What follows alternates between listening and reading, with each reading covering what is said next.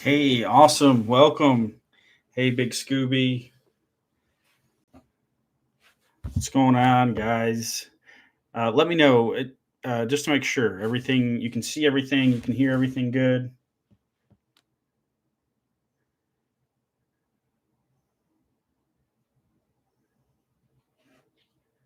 Jason from Illinois is here. Kyle, where are you from? Where are you at? Um, Midwest Token from Wisconsin. Uh, let's go TAWP tool. Awesome. Thank you for that confirmation from Dallas. Aaron Gibson from Alaska. That's awesome. Big Scooby from Minnesota. Uh, Kyle from Louisiana. We've got Malcolm from Kentucky. Awesome. I'm from Kentucky as well. I'm in central Kentucky. So, yeah. Top tool. Okay. Top tool. Got it. Got it. Well, sweet. Thank you guys for jumping on. So it's a new year, and this is something I want to do more of. Kind of just something to experiment with. It's not going to be perfect. It's not going to be refined. Uh, I'm all about learning as I go. If you don't believe me, just look at my YouTube channel. Over the last 4 years, look at my first video, and then compare that to what I'm doing now. So progression over time is what I'm doing. And so I haven't done a lot of live streams, and it's something that I've always had on my list and something I wanted to do. So here I am jumping in. I decided to do this at 2 o'clock today. I was like, you know what? This has been on my to-do list. It's been on my calendar. I'm jumping in and I'm doing it. I don't know who's going to show up, but I'm doing it. So Malcolm, Northern Kentucky. Yeah, Florence, y'all. I've passed that water tower before, and yeah, it's definitely memorable. Rich from Ocala, Florida. STL Woodworking. What's up?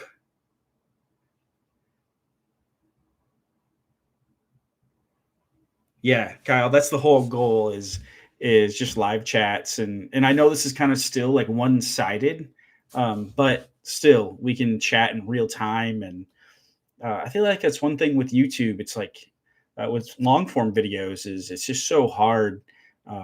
If you're on my email list, I sent out an email earlier in the week talking about YouTube a little bit, and it's just um, we put so much into these videos that it's just there's YouTube is ever changing. It's just a tough world to navigate, and but to be authentic and but also share tips, but also keep things moving. Here we can be much slower paced and explain things a little better and a little differently.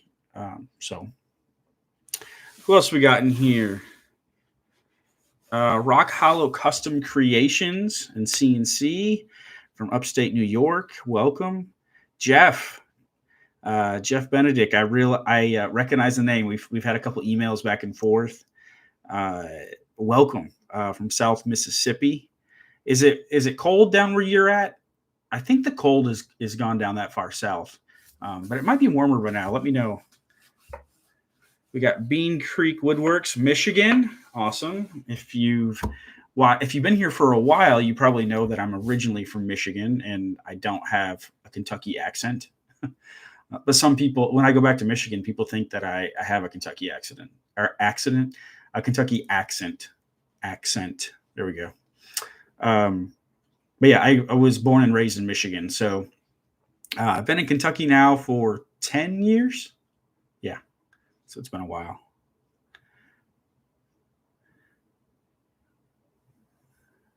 Yeah, Matt from Big Scooby. Matt from 731 Woodworks. If you don't know who he is, you can check out his channel. He does a great live stream. I think every Tuesday night. Um, I've been on that live stream before, so great one to watch. Scott from Southern California, welcome. Uh, Greg, Windy Acres Works, Baltimore. Super Frog 68 says congrats on 10K. Thank you. I recently hit 10K yesterday, I believe, or 10K, 100K. Sorry, 100,000 subscribers here on YouTube, which blows me away. And I've been taking some time to process it because uh, it's taken me 4 years to reach that milestone, and it's been a ride. It's been a lot of fun, but I wouldn't be here without people like you. And so I'm so thankful that you all find what I do interesting enough, um, and inspirational enough and helpful enough to be here. And so it's really cool. Oh, Kyle, I just finished replacing all the busted water lines. We don't like the cold down here. Yeah, I don't blame you. Um, the whole United States was cold. We're getting here in Kentucky. We haven't had school all week. So my wife is a high school math teacher, and so she has been home all week. And we really haven't had that much snow. But again, they close schools here for very small amounts of snow. Not what I grew up with in Michigan, but thank you, community.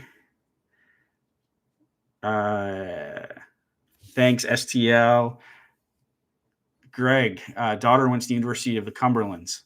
Nice. I know one person that went there. Very cool. Yes. So community. Um, Community says, "Good day from Australia." Very cool. What time is it in Australia?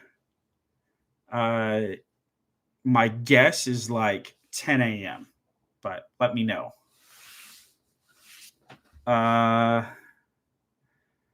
Malcolm, I'll get back to that question in a second. What laser do you have? I want to get through a couple more of these. Pixie Dust Traveler, hey, how are you? Uh, uh, we met at Vid Summit in Dallas back in September.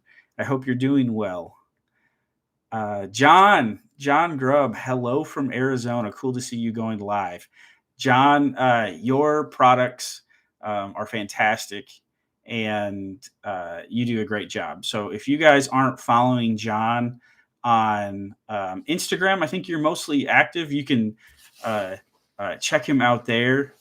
Um, fantastic work with your chargers. So STL, thank you. You're a little over a year in, and you're at 21,000 subscribers. That's really cool. Congratulations. That's a that's a big number. It really is. Like I was doing. So I was trying to put this 100K thing in perspective a little bit for myself, and I'm a person that usually keeps my head down, and I don't know, like yeah, that's cool, and just keep on doing what I love, but I was reading, I was like, how many people have hit 100,000 subscribers on YouTube? I figured it was a big number, and uh, this number was as of 2023. So as of last year, there was 340,000 people, 340,000 channels that have hit 100,000 subscribers on YouTube. Which, if you think about all the YouTube channels, that's really not that many. It's like less than 0.5% of all YouTube channels. So I thought that was really unique. It just puts it in perspective. So, uh, 3DHP, hello from Las Vegas. Thank you for being here. Chuck from Central Ohio, welcome. Oh, Aaron, you said you were from Alaska, right? I believe, if I remember correctly. It's going to be -20 to -40 for the next 10 days. But you're used to that? Do you get used to that temperature? That's a good point. Like that's a good question. Like here down, I think anywhere in the lower 48, we would not leave the house, obviously, for a long time if it was that cold outside. But in Alaska, do you just like put a t-shirt on and go outside? I don't like. What is it like? Sandstone, hello from Tennessee. Community says it's 12:05 in the morning. So, oh, is that only 4 hours? Is that only 4 hours ahead of where I'm at? Because right where I'm at, it's 8. Well, it's 8:08 p.m. Let me know. Or is that, yeah? Or is it, let me know. STL, are you going to Workbench Con this year? Yes, I am going to Workbench Con. I will be there. If you don't know what Workbench Con is, um, it's a maker woodworker conference in Atlanta um, for people that make content. And so, hey, Trade Skills Skillers Anonymous, thank you for that. Thank you for that super chat. Keep up the great work, Andy. That's really cool. Thank you, JR.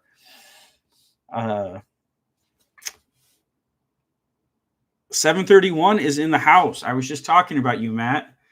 Someone mentioned your live stream. Thank you on the congratulations.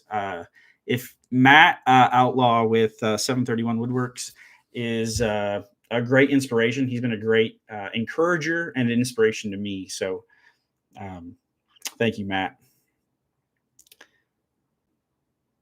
Super Frog, are you going to try to get to 1 million? I mean, it's not a immediate goal that I have. Um, it took me 4 years to get to 100,000, and now uh, there's a lot of things. There's so many different things that we can talk about with this. Is in a CNC woodworking niche, there's probably not a million people in it. I would have to break outside of that a little bit, and I've had some conversations about that. So no, it's not a goal of mine to hit a million. I'm not going to say that I'm against it, but it's not like, oh, next is a million. Pixie Dust, thank you on the congratulations. Tim Roberts here from Kansas. Jeremy Turner from Colorado. Okay, midday. Gotcha. Thank you, Rob. Garage. So that's what I thought. Australia is it's 12. It's 12. It's noon, I think, in Australia. Yeah, midday.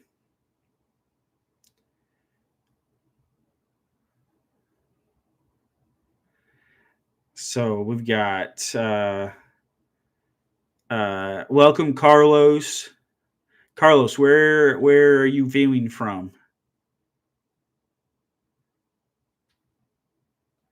Yeah, Jason. A lot of us here from the Midwest. Represent the Midwest. Dan is here from Colorado Springs. Pixie Dust is asking what my dog's name is. Here, if you can see right there, that's Max. Hey, Max. And then there's another one laying back there. Let's see. Other way. Okay, this isn't working. There she is. And there's Minnie. So we've got Max and Minnie.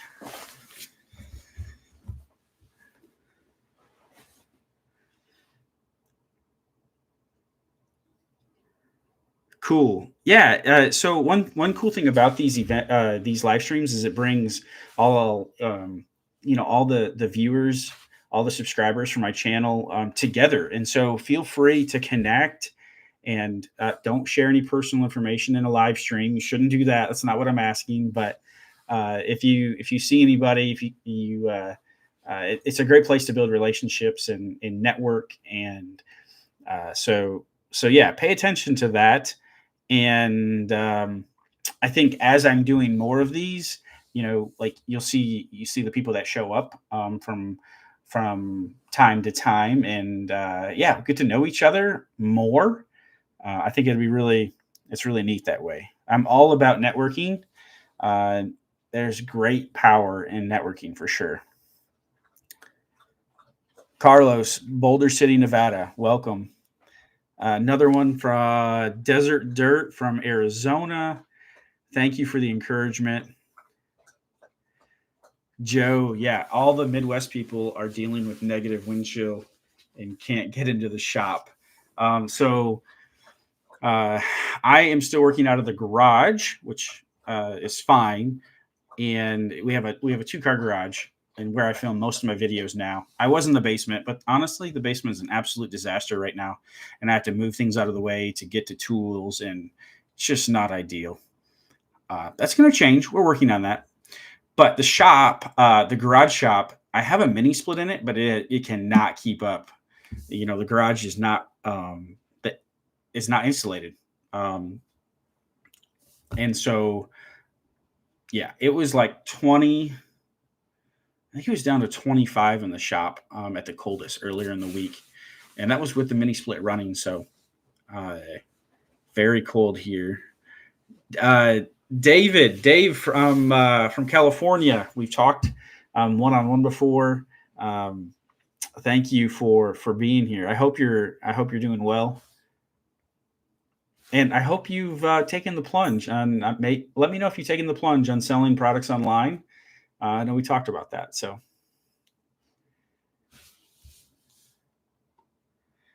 Sherry, welcome from New York. Joe, I live in Kansas. Started my heating unit. Started to rain due to condensation. No good. Thanks, Doug, on the congratulations. Welcome from South Carolina. Let me know if you've got a CNC or not, or where you're at in your CNC journey. And that reminds me, what laser do I have? I have several lasers, but my main one is a Thunder laser, Thunder Nova 35, 100-watt. I absolutely love it. It's really the workhorse on our physical products. So when it comes to lasers, we started with a Glowforge. If you can see, there's a Glowforge right here. I bought the Glowforge 4 years ago now, and it's fine to start off with, but definitely not a production machine, and it's slow and underpowered and overpriced. So, but I will say the reason it is priced so high is because it is the easiest. Like, no offense to my 80-year-old grandmother if you're watching this, but she could use it. Like, it is very streamlined and very easy to use. But let me know where you're at CNC wise, and if you're looking to get into CNC this year, or you're looking to start selling products, or you're just here just because you heard about it and you just like the content. Let me know down in the description. Or in the chat, and we'll kind of go through those. Pixie Dice, you're watching from Atlanta. That's right. I remember you're from Atlanta now. Cool. Let's looking through here. We've got a Stepcraft owner. Joe owns a Stepcraft. Pretty frustrated. I know it's more powerful, but cannot seem to get the hang of it. Yeah, I understand, Joe. When I first started learning my CNC back in 2017, hey, thank you for that community. Thank you for congratulations. Your inspiration to a lot of us. We strive quality and can't wait to learn more. Thanks again, mate. Hey, that's really nice of you. Thank you. Thank you for the $5 super chat. So I remember when I was first starting, and it was frustrating. And it seems so simple. And part of the YouTube thing too, I try to show it's a balance of showing mistakes and keeping it going, and I do my best to show mistakes, especially ones that people can learn from. But stay in there. We all make mistakes. You'll get it, and it'll click. It'll work, and it'll all be worth it. All right, STL. I will see you next time. Thank you for jumping on. Good luck to you, and I'm sure we'll cross paths soon. Nice. We got a Shape Oko here. Shape Oko 5 Pro on order. Bean Creek here to learn. Love it. Shape Oko 4 Pro came in Tuesday, building table, setting up the CNC on Saturday. Carlos, that's awesome. Congratulations on your new CNC. I love. I still have my Shape Oko Pro 4 or 4 Pro. Uh, and when I get the new shop space set up, it is going to be like um, center stage. Like right now, I really don't have a great place to do projects on it and stuff. But I'm going to have my Avid CNC, but I'm going to set up the Shapeoko Pro right next to it. I love that machine. Ooh, Jason has a nice heated shop. We're all jealous. It's 63 degrees in your shop. I went through this week. I went through a tank of propane. Now I have one of those. I actually stole it off my grill, and uh, because obviously I'm not grilling this time of year, and had a little propane heater. You got to be careful with those, obviously. But just I would put it out there for like a half an hour to heat up the shop before I went out there, um, and that helped a lot. But let's see, just bought a Shapeoko 5.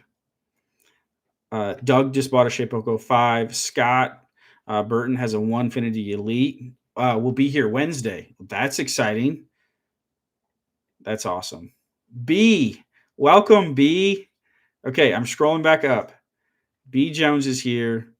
Um, so B and Paul are one of a power duo up in Massachusetts, and they make cribbage boards. They have fantastic work, fantastic business that they're growing to. So check out B's Boards. They are part of the CNC Inner Circle, which is my community, and B is actually one of the moderators. So thank you, B, for being here. That's so cool you're here. So Steve has a lead 1515, which I forgot the name of that company. It's literally on the top of my tongue. I know what you're talking about. Yeah, John is using a Next Wave Shark. Seriously considering Onefinity or 2. I love it. That 2 is better than 1, but I would start with 1. Start with 1 first, and then go from there. Dan H trying to grow our business, having difficulty selecting what kind of material and where to get it. We are using the Shapeoko 5 Pro. Awesome. Rich is using a Shapeoko 5 Pro with the VFT spindle. Awesome. Looking at going to the VCarve Pro, but having issues with trial version and the spindle. Interesting. I know Vectric has great customer service, and Shapeoko typically has great customer service. So reach out to them. Now I would reach out to Vectric first, because I can just see Shapeoko telling you, well, why are you using VCarve? But you can also check out their forum, Carbide 3D. Their company's called Carbide 3D, so you can check out their forums and search for that. I know someone has to have experience with that on there.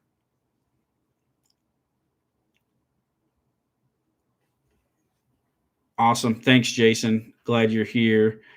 Picked up the Bulkman Ultimate B back in August. Slowly getting into it. Awesome. What's he say? RA Creative Woodwork Shapeoko Pro 5 4x4 on its way. What's the lead time currently on that RNA Creative? Okay, Dennis is using the X-Carve 5 years. Awesome. Building my own design 4x4 CNC. I've heard not a lot. I've heard some people love building their machines. For me, I'm not that type. uh, it's not something I would enjoy. Like I don't even like assembling. I don't like the assembly part of the CNCs. Like the Avid CNC assembly, fantastic instructions, but man, I just want to use it. I just want to make things. I don't want to make a CNC, right? But everybody's different. Open builds. There we go. That's the open builds lead 1515. That's right. Dennis has a Onefinity Elite and a Stepcraft. Look at you, Dennis. Love it. Dessert has Desert Dirt. Got into CNC with a Maker Made 4x8 a couple years ago. Awesome. I do not have any thoughts on the Maker Made CNC 500. Paul is here. Welcome, Paul. So that's the second half of B's boards. Is Paul is here. Welcome, Paul. Chuck Deskins, Art Shop Saver 23. Awesome. Maker Made, never ended up assembly. Jeremy, the 3 was interesting to try, but the Shapeoko Pro gave me way better results and easier experience. Yeah, so Jeremy, I think your experience is fantastic. So a lot of people like to start at the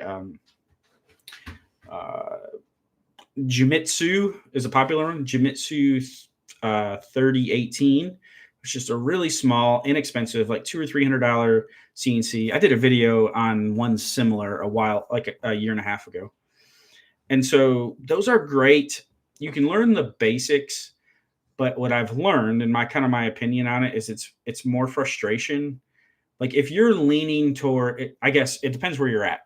If you're completely unsure on CNC, it's okay to start with those $400 machines, but just know that you're paying just to learn whether you like it at all. If you're in the middle and your budget allows you to go to one of these other larger, more expensive machines, and spend $2,000, $3,000, $4,000. I know that's a lot. It's a big jump. It's 10x, right? But if you're pretty sure you're going to like it, I would make the jump because the pain of using those smaller CNCs, like with software, with just the lack of power, you're going to be frustrated by it. And I've heard a lot of people not even getting into CNC because they judge the bigger CNCs, the hobby grade CNCs on their experience of the smaller one, and they just don't compare. So it's an okay step, but to step on those smaller ones, like Jeremy's saying, but it's really just to try it out. You'll have a far better experience with something that is more streamlined, more robust, especially when it comes to software. Steve, Shapeoko Pro 4. Joe, offering, I love it. Love it. Jason, to be honest, I wish I could afford a US machine that was mostly ready to go, but it would cost me twice as much. So I went with an Asian kit instead. Completely get that. Completely get that. Your location, with import fees, import cost, and there's people. I've seen some people out there with Asian made CNCs, and they're doing just fine. So it's possible. I think the user experience can be a little rougher, but if you have experience with it, it's okay. Steve, cutting on the 5 Pro, mostly cutting solid surface, making customized products towards the wine industry. Love that. Philip, just saw this live and jumped in, putting in my VFD spindle right now on my 5 Pro. Sweet. That's a great upgrade. And I think so I actually talked to the people at Carbide about this, is why the the spindle, rather than the palm router, let's just call it that. Why isn't the spindle like standard on that machine? Because it really needs to be standard and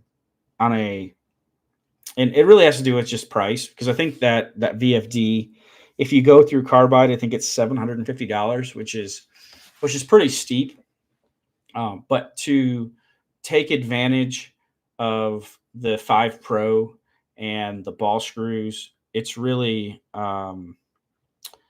it's it's really necessary. So if you have a Shapeoko 5 Pro and you don't go with the VFD, which is fine, it's okay. You don't have to go directly to it, but I would have a plan like in the back of your mind that eventually I'm going to upgrade to it. Just the weak link in that system is that using that let's call it trim router, palm router as your spindle. All right.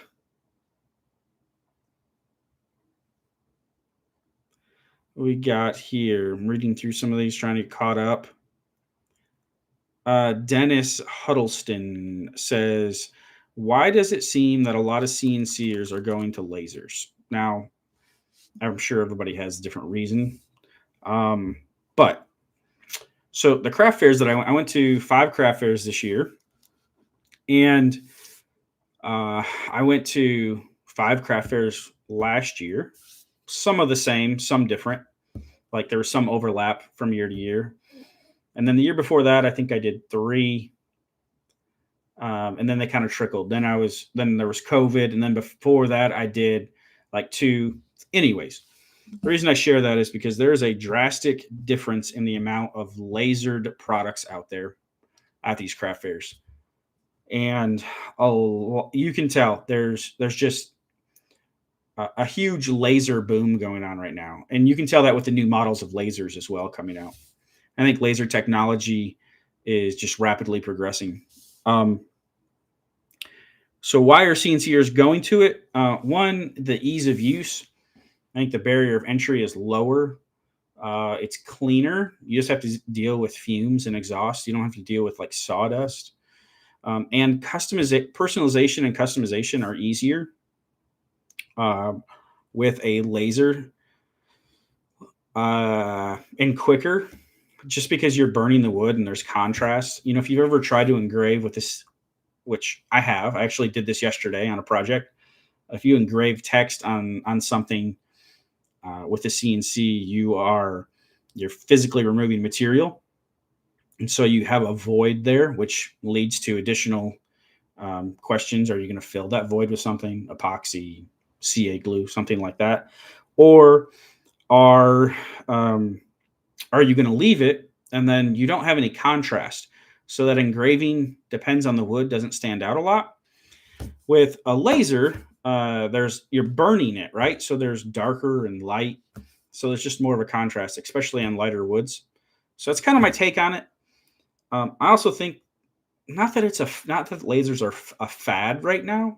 There's just a lot of them out there, and I think there's just this kind of momentum behind the laser industry, and people are jumping in. So it's just kind of my take on it. Feel free to jump in if anybody's got anything on that or any opinions on that. Yeah, Trade Skiller Anonymous. Uh, their take is it's the same reason that traditional woodworkers seek out CNC. It's another vertical of the craft. That is a valid point. That's a great point. Um, yeah, that's a valid point. It's just like it's kind of the next thing, right? It's like you just pivot like right next to it. And I think it's a good pivot. I actually, if people, I get emails all the time asking if they should buy a CNC laser first or a CNC router first, and I always ask based on goals and experience level.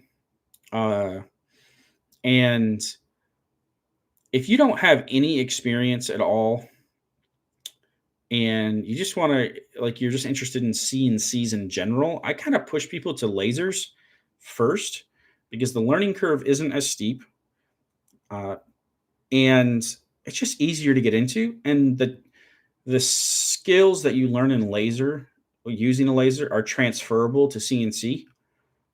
So then it makes CNC the learning curve for CNC lower.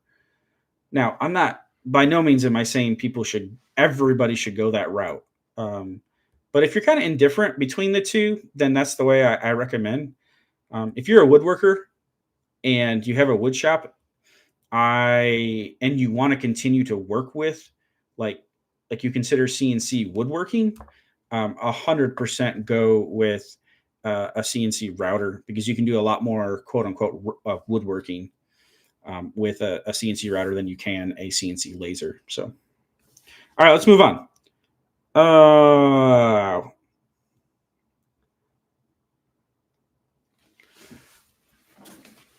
What are your thoughts on upgrading to a spindle? I think I answered that a little bit on the Shapeoko. Steve is asking this question, but it's a very good upgrade. Someone said I could. There's no way I could go back to a router after using the spindle. And it's so true. It's a night and day difference. It's quieter. It's smoother. You don't have to deal with brushes. Ugh, I hated that. I burned up so many brushes running cracker trays on my Shapeoko. It wasn't Shapeoko's fault. It's just I had to keep like spare brushes for the motor inside of the router, like on hand. I'd have to swap them out. Like, yeah, I hated that. Blind Traveler, welcome. I haven't seen you comment yet in here. I'm wanting to start CNC, but I'm totally blind and I'm planning on going to Davis Tech for their blind CNC classes. Is there any tips that you could give so I could get ready before I go?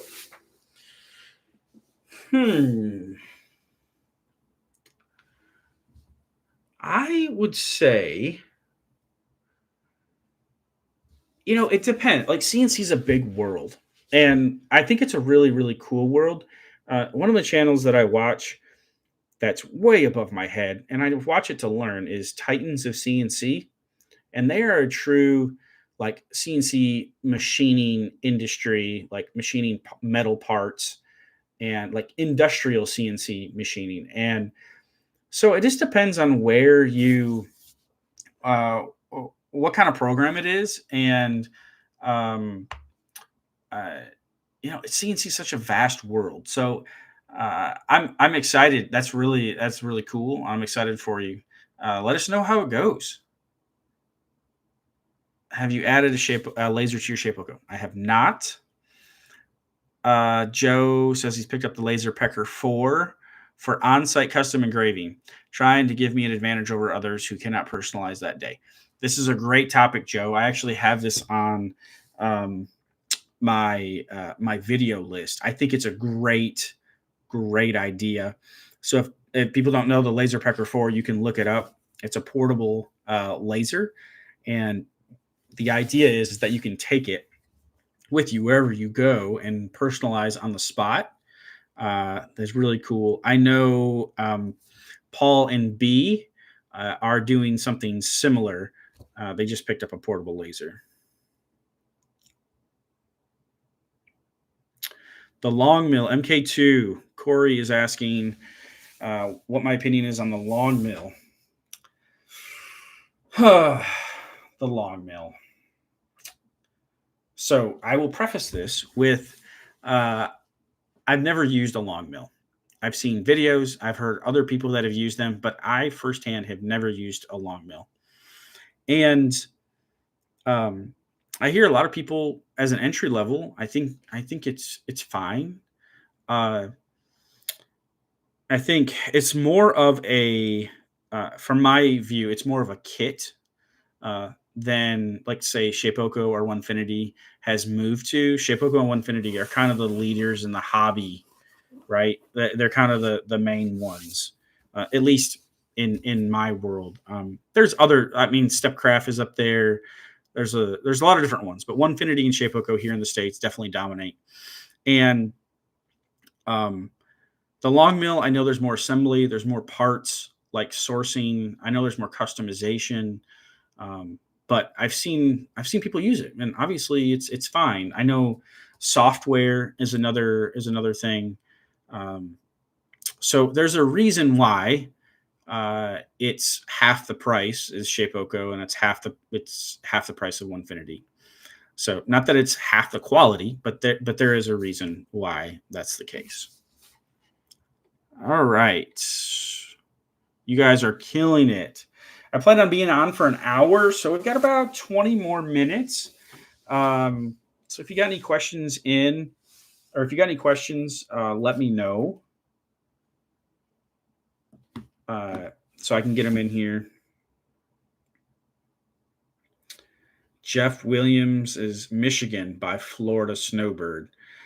Awesome. You enjoying that Florida sunshine, Jeff?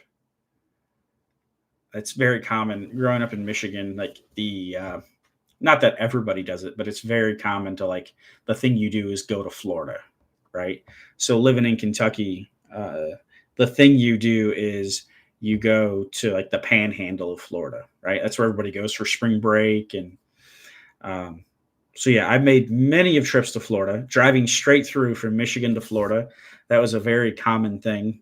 It takes about 18, depends where you're at in Michigan, but where we were and where we went in Florida is about 18 to 20 hours of driving, which I'll tell, like, I talked to several people from across the world, and only here in the United States do we talk in terms of like driving hours. You can drive 18 hours and still be in the same country. Obviously, there's other countries that you can do that. Not saying we're the only one, but it's not as common for sure. All right, let's hit some more questions here. John. Yes. John Grubb says, if you don't have a CNC, a laser, and 5 3D printers, are you even a maker? That's so true. It's like, I've got to get them all. I'm waiting. It hasn't really caught on much. I think it's called the Wazer, Wazer. I've heard about this like 5 years ago. It's the world's first desktop water jet. And so that's kind of cool. And it's like one of the, I don't know if it's the price point. I'll have to look it up after this, or someone can look it up. The price point or their market, or they ran into issues. But I know they were trying to break through, and that would have been cool. Like we could add a desktop water jet to our maker arsenal.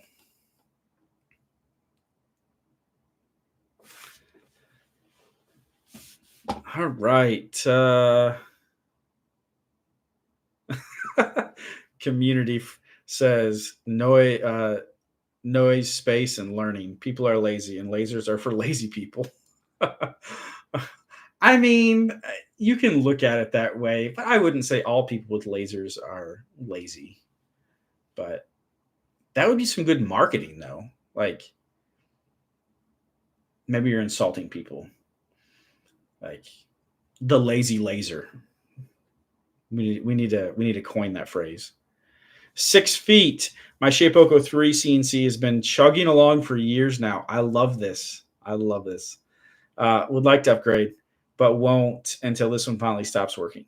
So the Shapeoko 3 was the first CNC that I bought.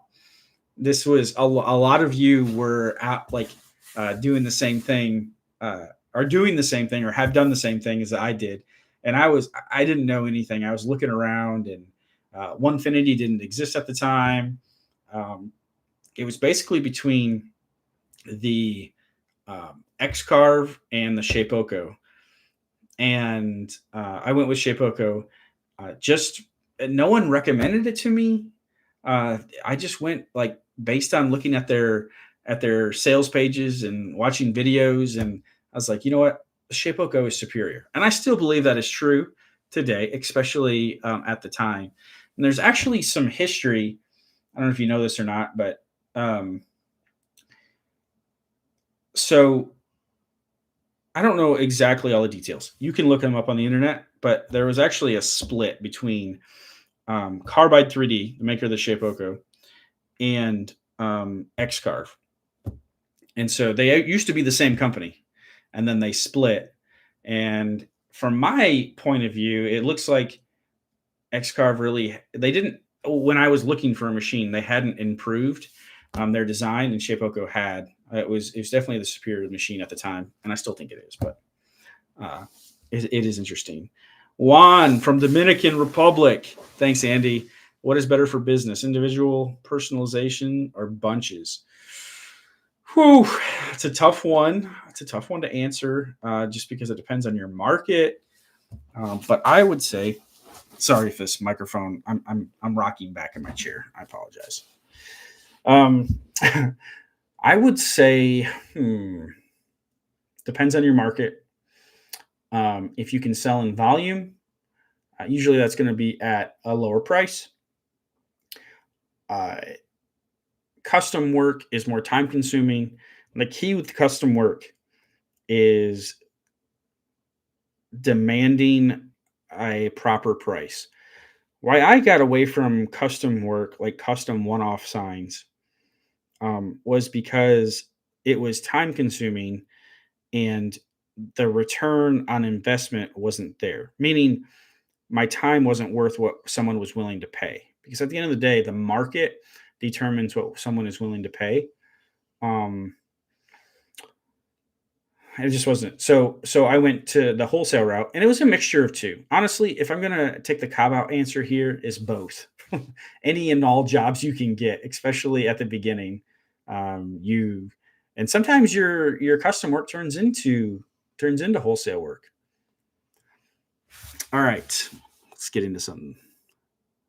Mike Jackson, what part of Kentucky are you from? I'm from Central Kentucky, so Louisville. I'm south of Louisville, uh, uh, but yeah, Central Kentucky. Crosscut creation. Sorry, I'm late. If this was already covered, that's fine. But what are your thoughts on laser attachments for a CNC router for standalone lasers? Great question. If you have the space, I think a standalone laser is the better option. Um, Lasers that attach to your CNC, so again, this is my opinion, um, are kind of a pain to. I mean, I have a laser attached to my Avid CNC, um, and I like that one is because it's has a pneumatic piston on it, which moves it up out of the way when I'm not using it. But the problem with a lot of like bolt-on CNC or bolt-on laser kits is that you have to take them on and off every time you want to use them, and so um, that's a pain. Wazer,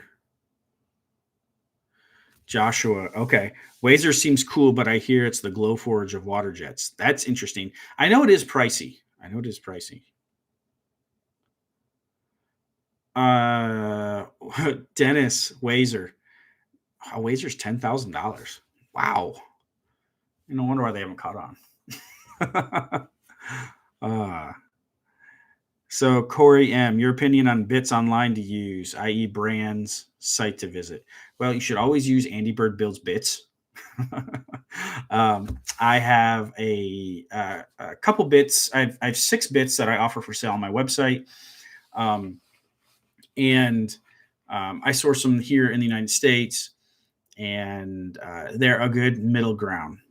Beyond that, I think if you're brand new and you don't even know what bits you should get, you should just go to Amazon and buy the cheapest quarter-inch downcut bits you can buy. You can buy like a 10 pack for $20 and just beat the crap out of them. And because you're gonna learn things, you're gonna break them. There's no sense of buying anything that's gonna last. Now those bits on Amazon, they will get dull really quickly, but the chances of you wearing it out before it breaks when you're brand new is very low. Um, but once you get a little experience under your belt, then come back and buy Andy Bird Builds Bits. They're not the most expensive out there. They're just a good quality, middle of the road, no BS bit. You can find them on my website, andybirdbuilds.com. All right. Oh, John, your brother just got a 4x8 plasma CNC. That'd be cool. That would be cool. I don't need to be tempted with anything else, though. Welcome, Chris from Michigan. He's got a Onefinity and ordered the 44-watt JTech laser. Never used one in my life. 4 more weeks till it arrives. That's exciting. Way to jump in the deep end.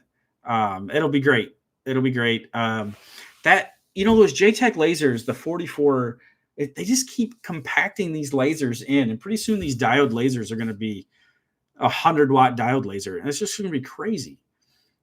So it's cool. Um, Joshua, lazy laser, emotional damage. uh,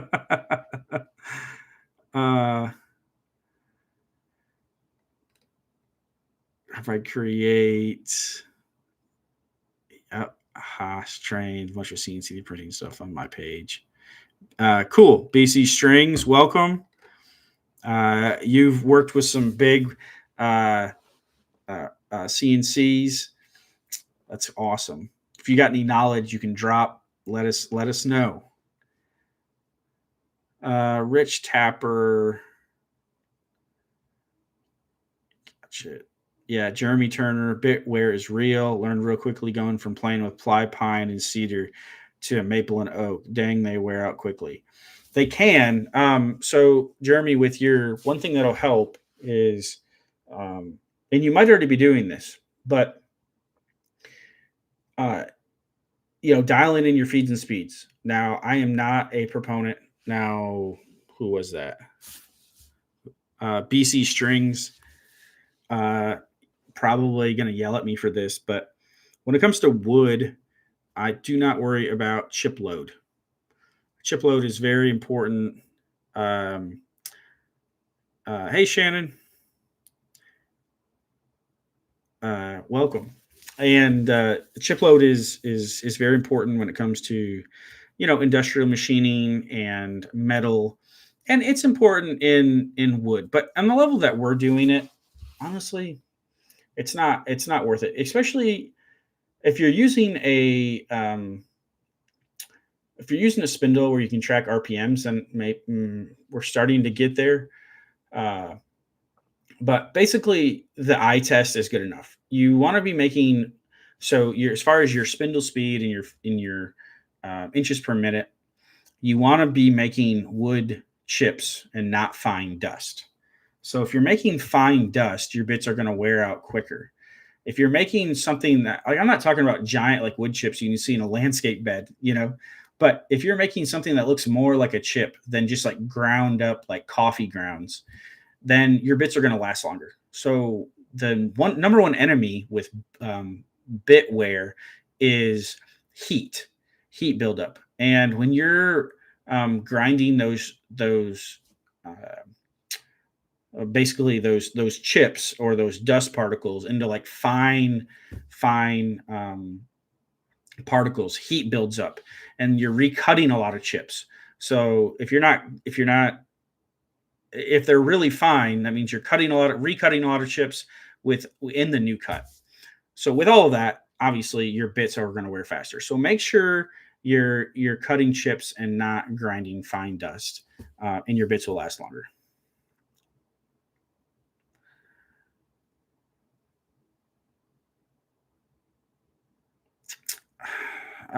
Corey Ovenstone, welcome. I do not have any experience with the work bee.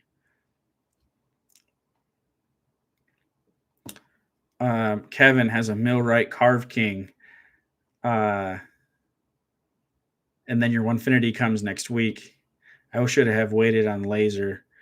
Got the D110 watt. As slow as can be. It is slow. The 10 watt is really slow. But it has its place. I think it's really cool that you have the Millwright Carve King. How old is that?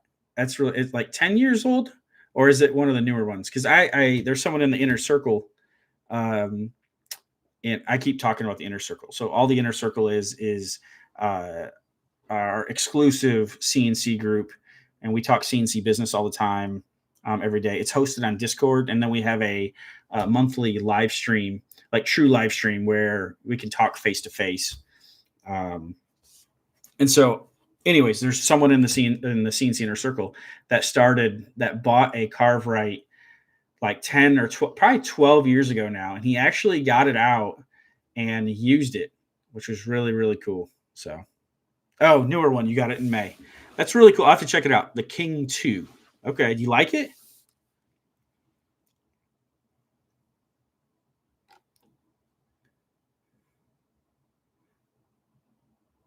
BC spring. Just watch your spindle speed for wood. Don't want to start a fire. I've seen that happen in industrial shops. That's a great back to the speeds and feeds and what to watch out for. BC Springs has been trained on industrial CNC machines, and he says, watch your spindle speed. Yeah. So any um, if you ever smell any burning, that's bad news. And fires can be started with CNC. So safety is important. I keep a fire extinguisher next to my CNC just in case something happens. The number one thing that usually happens, not necessarily with fires, but with bits breaking and something happening, is your work holding breaks loose. And then if you're not nearby, you can things can happen pretty quickly.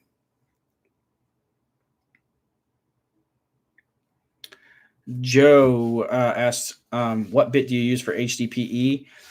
You can use a a standard downcut bit that you use for wood. Just check the feed and speed rate on that.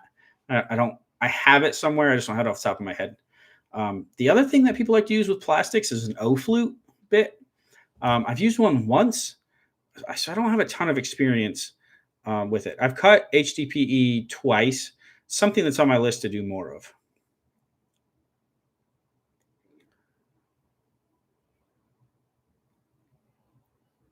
All right. Old machinist cut the heat away. Yes, Jeff. So that's a great point. So, um, and this is really interesting. And we have 5 more minutes here. And so I'll try to get a couple more of these in here, a couple questions in. But your wood chips actually act as a heat sink. So when, meaning the heat that dulls your bit, the bigger the chip that you cut, and let's say you have dust collection, or you can use air and blow it out uh, to get that chip out of the way, it actually acts as a heat sink. And so the heat is in that chip. And if you get that chip out of there, it actually is removing heat from your cut and will make your bit last longer. Great point.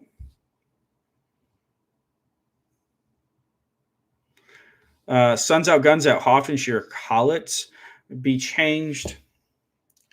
So I've, I think I've only worn out like one or two collets over the last 6 years, and I've cut a lot.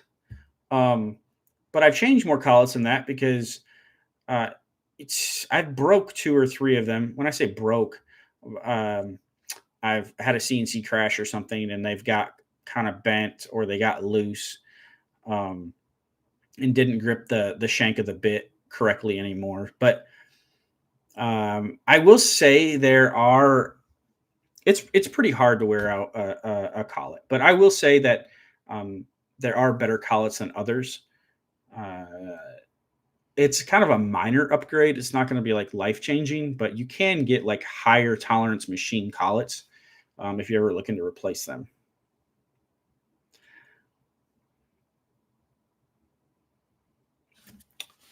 Cool.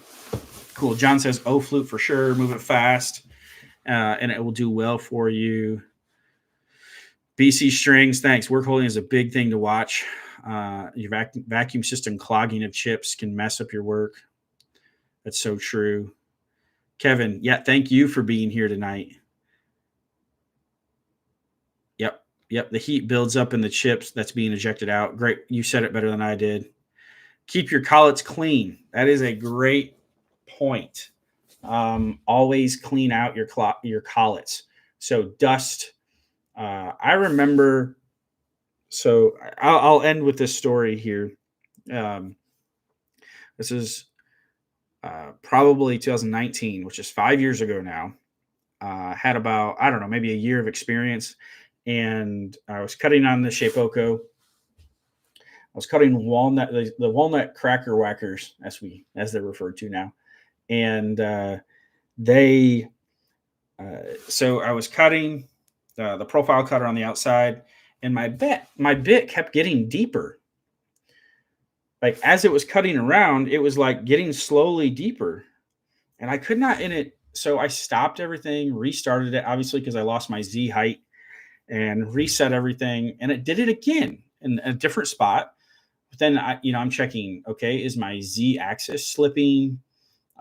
Is it what's going on here? Is it something in the G code where it's gradually getting deeper? And sure enough, it was my collet was dirty. And even though I was cinching, you taking your wrenches and you're cinching that collet around the shank of the bit, if you have dust built up in those little grooves in the collet that shrinks down and grabs uh, the shaft of your bit, um, it can't tighten all the way because that dust is in there. So it was as simple as taking my collet nut off, taking the collet out, blowing it out with air, putting it back in, resetting it, and it fixed the problem. But I remember the first time that happened, and yeah, the infamous bit slip. And if you don't know what you're looking for, you're like, what the heck is going on? Like, this doesn't make, and you think about the most difficult things first. I had in my old career, I had a mechanic who would always tell me, check the simple thing first. So, uh, just simple dust in the collet and had the bit slip. But so, man, this was so cool, guys, and gals. Thank you so much for being here. I'm gonna do this uh, more often, and I'm gonna try to do this. Don't hold me to it, but let me know if. Hey, Steve. Let me know Thursday nights at 8 o'clock. It seems to work out good. I think it fits. And maybe we do this a little bit more. Maybe we make a little show out of it. Hit me up. Send me a message, or you can put a message here. And if it's something that you'd like to do again, let me know. Uh, I think this will be on. If you only caught half of this, you can go back and listen to the whole thing. It'll be on my channel under the live streams tab. So you can go back and watch this later. So yeah, this was cool. Maybe we'll make a little thing out of it, and who knows? Maybe we'll be a 731 Woodworks here 3 years from now, where we've done it every Thursday. I don't know. We'll see. But thank you all for being here. Again, drop a comment if you loved it, and yeah, what you'd like to see if you'd like to do it again. Thank you for being here. See ya.